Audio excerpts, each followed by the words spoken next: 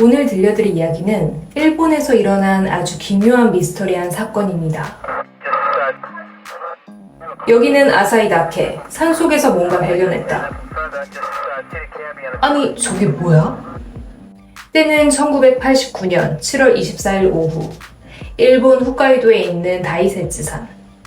이곳에 조난당한 사람이 있다는 신고를 받은 홋카이도 경찰은 조난자를 찾기 위해 헬기를 띄웠습니다. 홋카이도에서 가장 높은 화산이자 가장 큰 국립공원인 이 다이세츠산은 한여름에는 매우 시원한 데다가 가을에는 예쁜 단풍을, 그리고 한겨울에는 아름다운 눈을 감상할 수 있는 곳이라 많은 관광객들이 찾는 백패킹 장소기도 하죠. 하지만 워낙 넓고 지형이 까다로운 데다가 오르기가 쉽지 않기 때문에 이 조난사고가 빈번한 곳이었습니다. 그날도 역시 자주 발생하는 사건에 익숙한 듯 2명의 조난자가 실종되었다는 신고를 받고 조난자를 구하기 위해 헬기를 띄운 것이었는데요. 헬기로 산 일대를 수색하기 시작한 홋카이도 경찰은 이 눈앞에 펼쳐진 광경에 입을 다물 수가 없었습니다. 등산로에서 조금 떨어진 곳에서 나무로 만든 것으로 추정되는 아주 커다란 SOS라는 글씨가 땅에 적혀 있었기 때문이죠. 누가 봐도 긴급한 상황에서 구조대를 바라면서 만든 것으로 보여지는데요.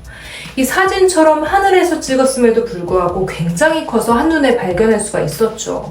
이 구조대는 조난자들이 이것을 만들었을 거라고 생각하고 SOS라는 글씨가 있는 일대를 샅샅이 수색했습니다. 조난자들의 간절한 구조 요청이라고 예측했죠.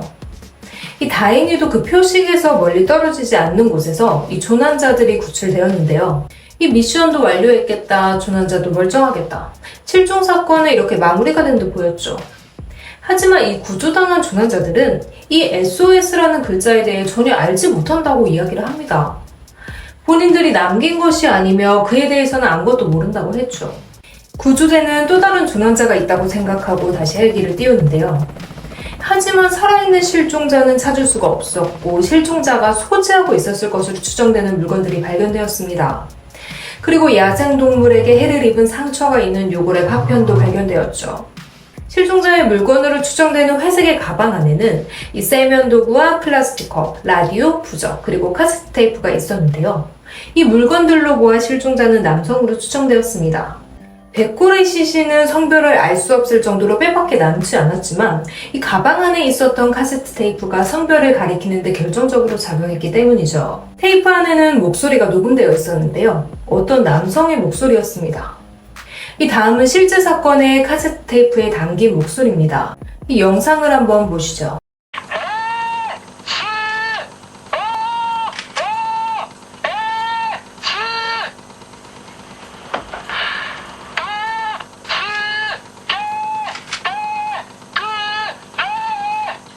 간절하게 외치는 구조 요청 소리. 이 누군가에게 전달하는 듯한 메시지를 담은 내용인데요. 녹음된 목소리를 들어보면 장소는 맨 처음 헬기를 봤었던 그곳이다 라는 내용이 있습니다. 이렇게 헬기를 언급한 것으로 봐서는 헬기가 이 조난된 남자의 하늘 위로 지나갔었다는 것을 짐작할 수가 있는데요. 누군가와 소통을 했었고 그 누군가에게 전달하는 메시지로 보여지죠. 그렇다면 이 내용을 왜 굳이 녹음했을까요? 구조 요청은 계속 해야겠고 이 언제 체력이 고갈될지 모르니 미리 녹음을 해놓고 최대 볼륨으로 재생을 해서 구조 요청을 하기 위함일 수도 있겠죠. 그것이 아니라면 이 지나가는 헬기를 발견하고 흥분한 조난자가 이 몸을 마구 움직이다 녹음 버튼이 눌렸을 것이라는 건데요. 어떤 가설이든 간에 제대로 녹음이 되었다는 것만은 확실합니다. 그리고 녹음된 부분의 마지막이 좀 이상합니다. 여기서 끌어올려달라 라는 내용이 있는데요. 이 SOS가 남겨진 부분, 그리고 그 물건들이 발견된 부분에는 벼랑이 존재하지 않는다는 겁니다. 그러니까 이 말처럼 끌어올릴 장소가 전혀 없다는 거죠. 대체 어디서 자신을 끌어올려달라고 녹음한 것일까요? 경찰은 발견된 물건으로 짐작하여 조난자를 특정지었는데요. 아이치현에 거주하던 평범한 남자 회사원이 1984년 7월에 조난당했을 거라고 추정했죠. 그리고 같이 나온 유골을 분석해 보았습니다. 하지만 여기서 또 다른 놀라운 일이 발생합니다. 일단 조난 시점은 비슷합니다. 이 사건 발생 5년 전으로 추정을 했었는데요. 문제는 이 유골의 주인입니다. 평범한 남자 회사원이라고 추정했던 유골의 주인은 다름이 아닌 20대 혹은 30대의 키 160cm 정도 되는 혈액형 A형의 여성이었던 것입니다. 이 경찰은 발칵 뒤집혀졌고 수사는 다시 원점으로 돌아갔습니다. 그리고 유골을 다시 조사하는데요. 유골을 조사한 결과 그 유골은 한 명의 유골이 아닌 두 명의 것으로 밝혀졌습니다. 그리고 마침내 이 남성의 DNA도 검출이 되었죠. 1984년 7월, 이 회사원인 남성에게는 연인이 있었는데요.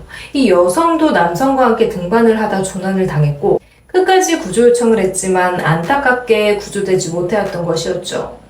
이 연인은 산에 커다란 SOS 문자를 남기고 카세트 테이프를 이용해 녹음을 하는 등 이 구조 요청을 절실하게 했었을 것으로 추정되는데요. 처음 유골이 발견된 장소에서 얼마 떨어지지 않은 곳에서 남성의 것으로 추정되는 면허증과 물건이 추가로 발견되었기 때문에 더욱더 수사에 힘을 실어주었습니다. 이렇게 사건이 마무리가 되는 듯 했는데요. 유족들에게 유류품을 전달하는 과정에서 또 다른 사건이 일어나고 맙니다. 추후에 발견된 남성의 면허증과 물건은 이 해당 남성의 것이 맞았지만 이 최초로 발견된 가방과 카세트 테이프 그리고 물건들은 이 남성의 것이 아니라는 것이었습니다. 더욱더 놀라운 건 아까 우리가 들었던 테이프의 녹음된 목소리. 그 테이프를 들은 유족들은 이렇게 이야기합니다. 우리는 모르는 목소리예요. 이 목소리가 해당 남성의 목소리가 아니라고 하는 것이었죠. 사건을 정리해보면 남성과 여성이 5년 전에 실종이 되어 유골이 발견된 건 맞습니다. 하지만 이 SOS라는 커다란 문구와 카세트 테이프에 담긴 목소리의 주인공은 아직까지도 찾지 못했는데요. 사실 의문점이 있긴 했습니다. 이 커다란 SOS 문구. 이 문구에 사용된 자작나무의 두께가 꽤나 두꺼웠을 뿐만 아니라 길이도 2에서 3m로 문자의 한 폭이 5m 이상이라는 겁니다. 성인 남성 혼자, 아니 둘이라도 상당히 힘든 작업이었을 것이라고 추측되었죠. 그리고 더욱 놀라운 건 이 SOS 표식이 이미 일본 국토지리원에서 몇 년 전에 촬영했던 항공사진 부분에 노출이 돼 있었다는 것이었습니다. 근데 그 촬영 날짜가 1962년, 사건이 일어나기 20년도 훨씬 더 전이었다는 건데요. 발견도 되지 않은 채 20년 이상 꼭꼭 숨어있던 이 SOS 표식. 애초에 이 목소리의 주인은 조난당하지 않았거나 이 목소리의 주인이 자살하기 전 마지막에 남긴 거라는 등 사람들은 이 사건에 대해 다양한 가설들을 제시합니다. 또 다른 가설로는 무시무시한 연쇄 살인마의 소행이라고도 하죠. 사람들을 유인하는 것처럼 보여주기도 했기 때문인데요. 이 사건은 현재 진행 중이고 아직까지 더 이상 밝혀진 사실은 없다고 합니다. 드러나면 드러날수록 자꾸만 어긋나는 진실들. 대체 그날 무슨 일이 있었던 것이며 이 SOS 표식을 만든 사람은 누구일까요? 다음 영상에서 뵙겠습니다.